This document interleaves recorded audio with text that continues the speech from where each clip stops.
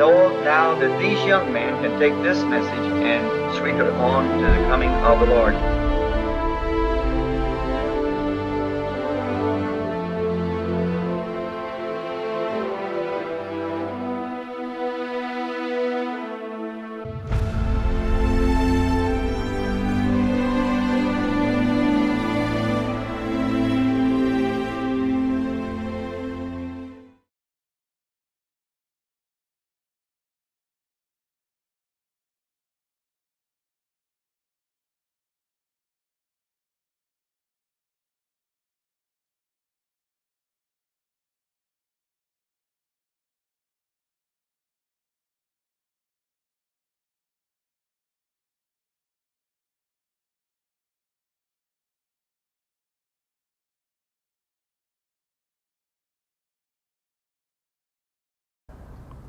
Boa noite, irmãos. Deus continue abençoando cada um dos que estão nos assistindo agora.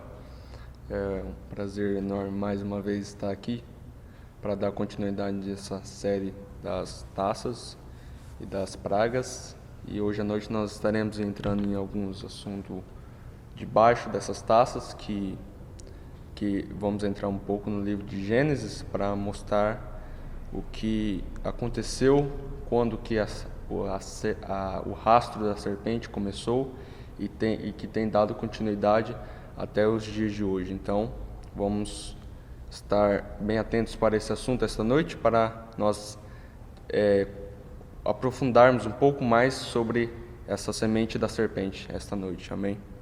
O pastor Samuel pode começar. Amém. A vocês que Deus continue os abençoando. Estou aqui mais uma vez nesse programa Jovem Destemidos para podermos abordar esse assunto de suma importância, como já foi citado, que teve a sua origem lá no Jardim do Éden e que veio se perpetuando até os nossos dias, aonde estamos vivendo o livro de Apocalipse. As profecias estão se cumprindo. Então nós poderíamos titular isto como o rastro da serpente, tendo em vista que aquilo que se iniciou em Gênesis como uma semente nós temos na forma de colheita no livro de Apocalipse. Ou seja, nos nossos dias estamos vivendo o tempo da colheita. Nós vimos que em Gênesis 3 há um engano, a serpente introduzindo a sua semente, o que nós conhecemos como a semente da serpente, enganando a Eva, e pela revelação da palavra, nós sabemos que ali não se trata de um animal enrolado numa árvore com uma fruta oferecendo à mulher, mas sim uma queda moral. E nós temos Gênesis capítulo 6, quando Deus introduz o dilúvio, tirando então esta semente da serpente da terra na forma sanguínea, porque ela passa na arca e se manifesta após o dilúvio em Cão, um filho de Noé, produzindo a mesma coisa de Gênesis capítulo 3, ou seja, através da queda moral veio então um nascimento ilegítimo, veio um Canaã que imediatamente foi amaldiçoado. E nós conhecemos que pela história os 3 filhos de Noé foram quem povoou toda a terra. Aí nós temos a genealogia de Gênesis capítulo 10, aonde 70 famílias se tornaram depois nações, conforme a sua língua, diz as Escrituras. Dentro destas gerações, nós temos um nome que foi muito considerado quando Moisés escreveu o livro de Gênesis, que é o nome de Cuxi e também Nirode. Cuxi gerou a Nirode, diz a Bíblia. E quando Moisés escrevia sobre Nirode, ele então lembra de um edito que ainda estava sobre a terra, de que Nirode foi um poderoso caçador diante da presença do Senhor. Observe que por 3 vezes a Bíblia cita isto em Gênesis capítulo 10, a partir do versículo 9. Nirode como um homem poderoso sobre a terra, Nirode como um poderoso caçador diante da presença do Senhor. E as pessoas têm em sua mente a questão da Torre de Babel e deste homem chamado Nirode, por essa conotação dada a ele, um homem poderoso e caçador, que nesse tempo aqui as pessoas viviam de forma muito primórdia, que esse poderoso caçador seria um homem com uma folha de bananeira na sua cintura, com uma flecha na mão, caçando animais no campo. Mas quando nós vemos pela luz da palavra, pela luz da abertura da palavra, nós vamos ter uma outra compreensão desta escritura. E nós queremos nos ater um pouquinho sobre esse assunto de Nirode e a Torre de Babel, porque esse homem, ele mudou, na verdade, a forma das pessoas viverem na terra. Nós sempre vimos que quando há estas mudanças, que eu vou citar daqui a pouco, porque o mundo segue sempre 3 princípios, talvez você não tenha ouvido sobre isso, mas a terra, ela segue sempre esses 3 princípios antes de uma grande destruição. Primeiro, agricultura, depois industrialização, depois a tecnologia. Sempre a terra segue esses 3 princípios. Nós vamos para Gênesis 3, quando Adão e Eva foi expulso do paraíso, eles se tornaram agricultores.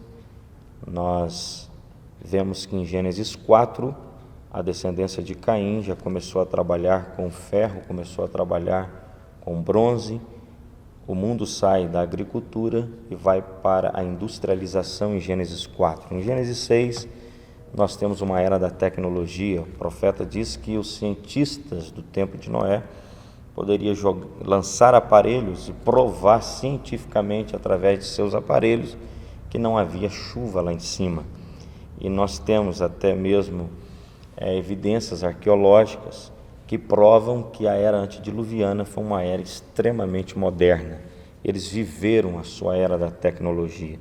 Então Deus desceu, revela um plano a um profeta e através daquele plano ele salva esta família, Noé e os seus filhos. Depois a terra volta novamente ao princípio da agricultura. Nós temos Noé plantando uma vinha, se embebedando do seu fruto, e depois em Gênesis, no capítulo 10, Gênesis 9, Noé saindo da arca e acontecendo isso que eu acabei de citar. Gênesis 10, nós já vemos a terra sendo povoada, a construção de cidades, a terra sendo repartida conforme sua língua, conforme suas nações, e eles então indo da agricultura também para a industrialização. Quando você vai para Gênesis 11, você tem então uma torre sendo construída, e não é como muitos pensam, que a construção de uma torre era um monte de homens que estavam segurando tijolinhos na mão e levando em pequenos baldes argamassas e materiais para construir algo que tocasse ao céu, como um grande prédio arranha-céu. Nós conhecemos pela abertura da palavra que céu não é altura. O profeta disse: se você subir aí para cima, você só vai encontrar astros e planetas lá em cima. Céu é dimensão, está aqui mesmo, porém numa velocidade que o nosso corpo não pode alcançar. Esse corpo que pode apenas ir às 3 primeiras dimensões, matéria, tempo e luz. A 4ª dimensão, que é a dimensão das vozes e imagem, pode ser captada através da ciência pelos aparelhos. A 5ª dimensão é a região dos perdidos. A 6ª dimensão é aonde estão salvos. A 7ª dimensão é onde está Deus. Então, céu não é distância, céu é dimensões. está aqui mesmo, porém em uma velocidade mais rápida, que os nossos olhos não conseguem fotografar. E este homem, por nome de Nirode, volto a dizer, ele muda a história, a forma de viver das pessoas do seu dia, porque ele consegue trazer essas 70 nações de Gênesis capítulo 10 para uma só linguagem, para um só intento. Eu gostaria aqui, para que você possa se situar melhor aonde nós queremos chegar, Gênesis capítulo 9, a saída de Noé da arca, a Gênesis capítulo 11, dessa torre de Babel, se passaram mais de 260 anos. Nós temos Noé vivendo 600 anos antes do dilúvio e Noé vivendo 350 anos após o dilúvio. E se você tomar matematicamente, você vai ver que Noé viveu quase 58 anos junto com Abraão. Então era muito tempo. E o povo não era mais um povo que habitava em ocas e nem cavernas. O mundo de Gênesis 9 a Gênesis 11 já tinha passado por etapas.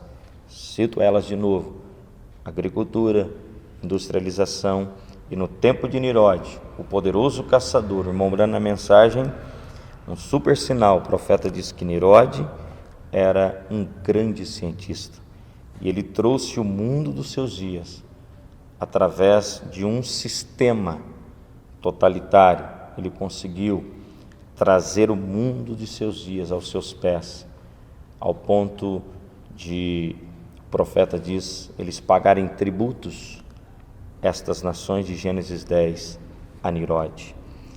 E é um assunto, né, irmão Wellington, irmão Isaac, que dobra uma certa esquina, principalmente a forma das pessoas pensarem em relação à Torre de Babel. Eu gostaria que o irmão Wellington tivesse alguma citação, porque nós vamos fazer uma ligação de Gênesis a Apocalipse e mostrar aquilo que o irmão Branham disse, que Nirode está na terra hoje, porém em um outro nome, porque ele intentava fazer 3 coisas em Gênesis capítulo 10 e capítulo 11. O profeta diz que ele intentava construir uma grande cidade, difundir a sua religião e ser adorado em seu próprio nome. E estas 3 coisas ele conseguiu realizar, ele conseguiu este feito. Por isso que hoje nós temos na terra também não uma Babel de Gênesis capítulo 11, mas sim uma Babilônia mistério, porque Babel é o nome antigo de Babilônia. Nós temos na terra os intentos que Nirode procurou fazer, inclusive sendo adorado sobre toda a terra, porém em templos diferentes, diversos, e numa adoração indiretamente. Mas o profeta diz que eles estão adorando a Nirode, eles estão adorando a esse poderoso caçador diante da presença do Senhor. É interessante quando nós vemos que Moisés, ao escrever, irmão, sobre Nirode, na hora da genealogia, porque Moisés escreveu o livro de Gênesis, ele para e coloca tanta ênfase nesse nome. E quando nós vemos isso dentro de uma genealogia, pode estudar aquilo com calma, porque aquilo traz coisas profundas e reveladoras. Sobre Nirode, o que o irmão viu e estudou que pode nos acrescentar neste assunto? Bom, primeiro eu quero ler em Apocalipse, capítulo 13, que o profeta, quando ele estava falando sobre Nirode, ele cita esse verso aqui. Apocalipse capítulo 13, versículo 6. E abriu a boca em blasfêmias contra Deus, para blasfemar do seu nome e do seu tabernáculo e dos que habitam no céu. Também lhe foi permitido fazer guerra aos santos e vencê-los, e deu-lhes autoridade sobre a toda tribo e povo e línguas e nações, e adorá-lo-ão todos que habitam sobre a terra, esses cujos nomes não estão escritos no livro da vida do Cordeiro, que foi morto desde antes da fundação do mundo. Então, o profeta fala que ele cita essas 3 coisas que Nirod estava procurando. Ele mudou o seu nome. Ele mudou a forma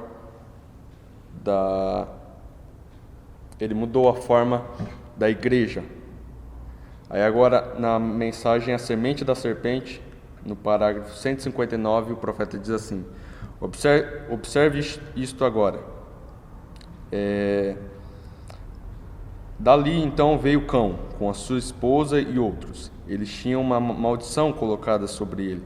De Cão veio Nirod, o qual construiu a Babilônia. Da Babilônia veio a Igreja Católica. E muitos falam que a Igreja Católica começou em Pedro, o primeiro Papa. Né? Mas aí o profeta mostra que começou lá no princípio lá. Então a serpente veio traçando um rastro, e por onde ela passava ela estava destruindo. Aí o profeta mostra que ela apareceu. A Babilônia aparece 3 vezes na Bíblia: no começo, no meio e no fim, no livro de Apocalipse. Então a Igreja Católica começou lá no início com as suas doutrinas, que agora é uma religião oficial agora no mundo. Agora, na mensagem A Torre de Babel, no parágrafo 24, o profeta diz assim: ali haverá 2 formas deles. Duas formas dele. Uma forma virá de Roma, a qual será a besta, e ali há a imagem à besta, a qual é a doutrina, a Igreja Católica, a doutrina que ele estabeleceu, a qual será a cabeça eclesiástica da Igreja Protestante, amontoada com uma imagem da besta sobre o mundo denominacional. Agora, na mensagem eu quero citar mais uma aqui, na mensagem Uma Exposição das 7 Eras, no capítulo 5, na Era de Pérgamo. Babel é o nome original de Babilônia. Isso significa confusão. Aí, em Gênesis 11, Babel antes era chamada de Babel. Antes de ser chamada de Babilônia, era chamada de Babel. Então, depois, quando ela estava sendo construída, ela era chamada de Babel, que eram os portões do céu. Então, depois, quando Deus desce e confunde a língua dos homens, então ela é chamada de confusão. Aí ela é chamada de Babilônia. Inclusive, irmão Elton, nesse parágrafo aí, na Era de Pérgamo, o profeta vai mostrando de que forma Nirod conseguiu difundir a sua religião e que até hoje ela é celebrada, ela é adorada sobre a terra. Na verdade, o primeiro que trouxe uma doutrina politeísta, ou seja, na crença de mais de um Deus, sobre a terra foi Nirod. Foi ele que começou a difundir esta doutrina. É provado por historiadores que antes do surgimento de Nirod, as pessoas criam em um único Deus. Depois que Nirod chegou, ele então implantou essa doutrina politeísta e ele passou a ser venerado e adorado em todas as nações, começando ali do seu tempo, porque naquele tempo a religião do vencedor se tornava a religião do vencido. E nesse parágrafo o profeta mostra como que essa doutrina foi esparramando, chegou no Egito, do Egito depois na Grécia, depois Medos e Persas, depois a Grécia, depois da Grécia Roma, e hoje ela é difundida como a doutrina das 3 pessoas da Santíssima Trindade, que começou em Gênesis 11, com adoração a Nirod, e ele foi o primeiro a trazer a divindade e a canonizar uma pessoa, né, irmão Isaac, que você estava falando agorinha? Isso. Nirod é provado na história que ele foi o primeiro a ser canonizado. Ele e sua mãe foram os primeiros a ser canonizados no contexto histórico. A partir deles que as coisas foram tomando conta, a ser criados vários deuses. E eles acreditam em que foi criado há um tempo atrás, há pouco tempo, mas isso vem de tempo em tempo. Ele foi o primeiro a ser canonizado. São coisas que lá aconteceu, a pessoa vê aqui, eles só muda de nome e data, mas tudo se deu início no tempo de Nirode. Né? Inclusive, quando ele canonizou sua própria mãe, ele a titulou como Rainha do Céu. Isso. Né? E há um fruto de um incesto, que Tamuz é um filho fruto de um incesto. Você vê que o Nirode ele veio de Cão. Cão praticou isso. Gênesis 9, nós sabemos que ali não é história de um homem, de um filho rindo, de um pai nu. Nós sabemos pela revelação da palavra, tomando Levítico capítulo 20, que descobrir a nudez do pai foi um ato que Cão cometeu ali na tenda de Noé. E aquele espírito segue a semente. Você vai para Nirode, você vai ver que ele apregoou também um nascimento, inclusive virginal, porque para divinizar Tamuz como um salvador, ele então praticou tal ato, mas ele apregoou nos seus dias que a sua mãe tinha sido engravidada pelo Espírito. Lá que começou a doutrina da mãe de Cristo. Isso. E ela foi titulada Mãe de Cristo, mãe do Tamuz. Né? E Tamuz ele foi ganhando forma, essa doutrina. Ezequiel capítulo 8, vocês vão ver que na visão que Deus mostra para Ezequiel antes da destruição, aí aparece um homem com o tinteiro, né, na mão, e para assinalar aqueles que estavam chorando e suspirando no meio de Jerusalém. Antes, Ezequiel capítulo 8, nós vamos ver que Deus mostra ao profeta Ezequiel que Israel estava prestando uma adoração a Tamuz, né, a esse espírito. Porque, na verdade, Nirode, a sua mãe Samiramis e o Tamuz não estão mais na terra hoje naquela forma física, mas aquele espírito que eles lançaram no mundo, nós vemos perpetuando até hoje. Carece até de nós tomarmos outros programas e ir disseminando de forma, né, até mesmo ilustrativa, mostrando no mapas quando que essa doutrina foi para a China, quando que essa doutrina alcançou outras nações, outras civilizações, chegando às civilizações que encabeçaram por um certo tempo um poder totalitário sobre a terra, que foi Medos e Persas, que foi a Grécia, e agora Roma imperial, agora Roma papal. Porque é interessante as pessoas saberem essa trilha, né, da serpente, e a forma tão sagaz. Nós estávamos comentando agorinha, Isaac, que o irmão estava citando sobre algumas coisas que hoje é celebrada na terra e que começou lá, né? Você lembra de algumas aí? Você estava citando. O 25 de dezembro foi citado o dia que o filho de Nirode, o Tamuz, mas sua mãe nasceu. Foi o dia do nascimento dele. E ele foi celebrado. Esse dia foi um dia celebrado. Então, o que foi celebrado lá dia 25 de dezembro, lá no tempo de Nirode, um tempo que aconteceu pós-dilúvio, antes de Cristo. Então significa que o povo já vinham adorando, e hoje eles falam assim, não, é um simbólico só, é só simbólico, um homem de bom coração, que saiu dia 25 a propagar como se fosse Natal, nascimento de Cristo. Mas isso só é para enganar as pessoas, só está servindo para enganar a pessoa, porque lá eles estavam adorando ao Filho de Cristo, que se intitulava, eles intitularam ele, o Tamuz, como o Filho de Cristo. Filho de Cristo, né? Dia 25 de dezembro. Objetos, coisas que aconteceram na época deles, povos estão adorando, povos estão festejando algumas coisas que aconteceu no tempo de Nirode.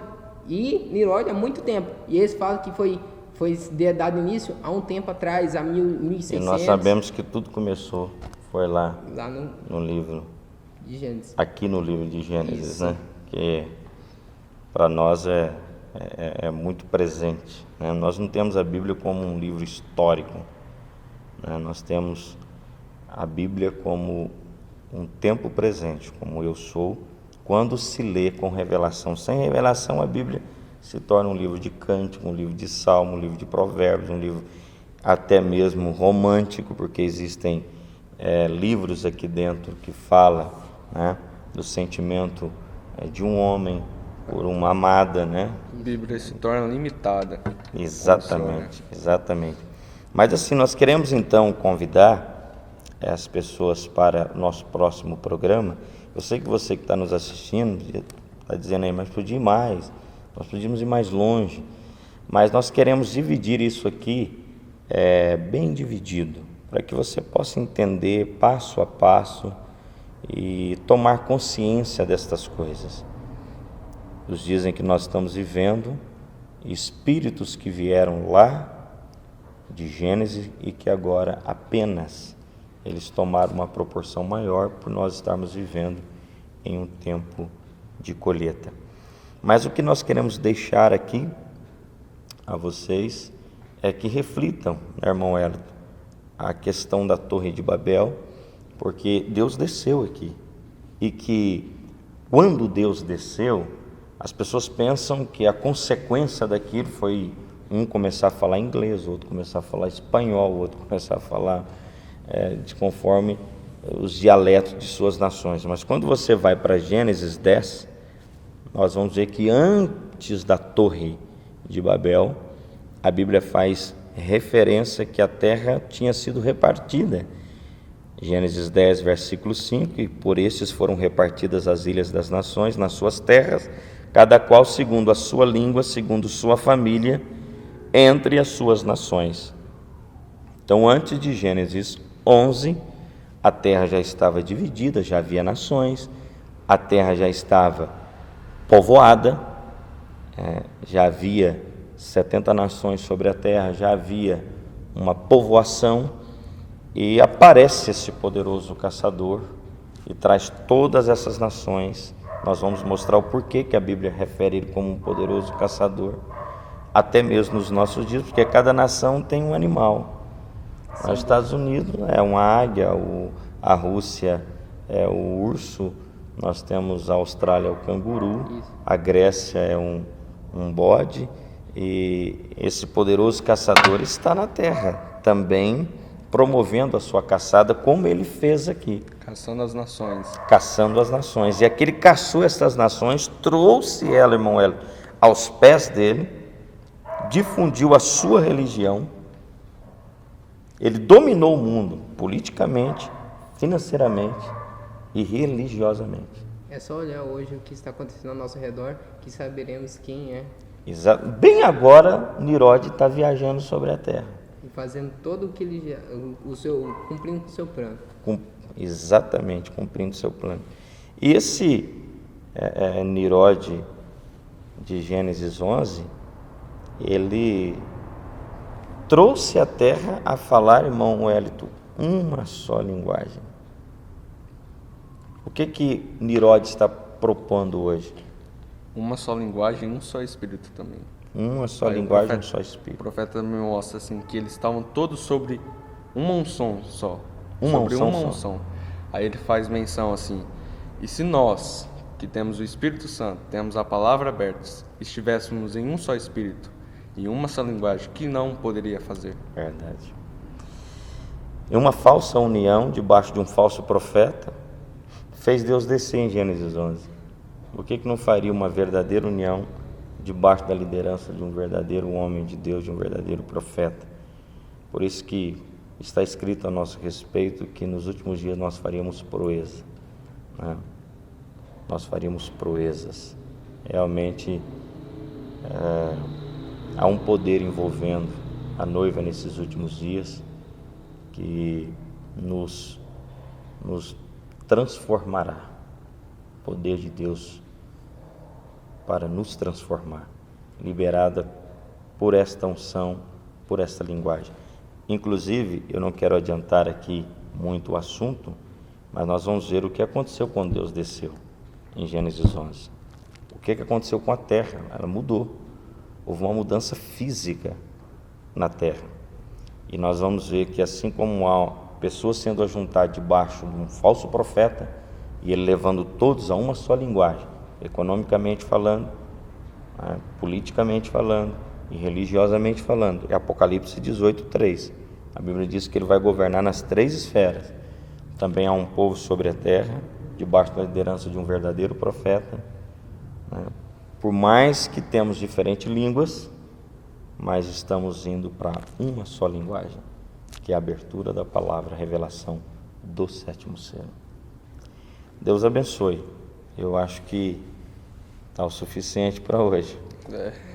Amém? Amém. Suas considerações finais, irmão Wellington.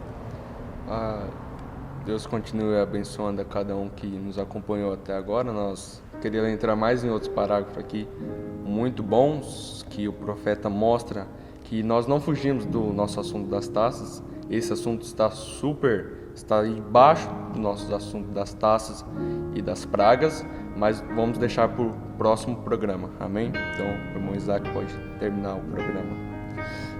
Estamos empenhados a trazer a palavra de Deus até você, que Deus possa continuar abençoando a cada um que tem visualizado.